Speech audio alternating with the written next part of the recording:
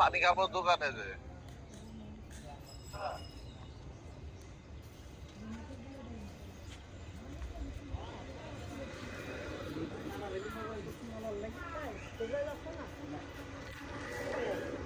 বেশি মনে হয়নি।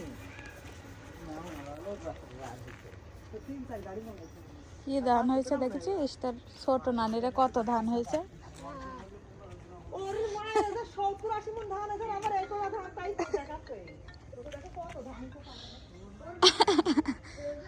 ধান দেখছো তুমি কত ধান হয়েছে তোমার নানিদের?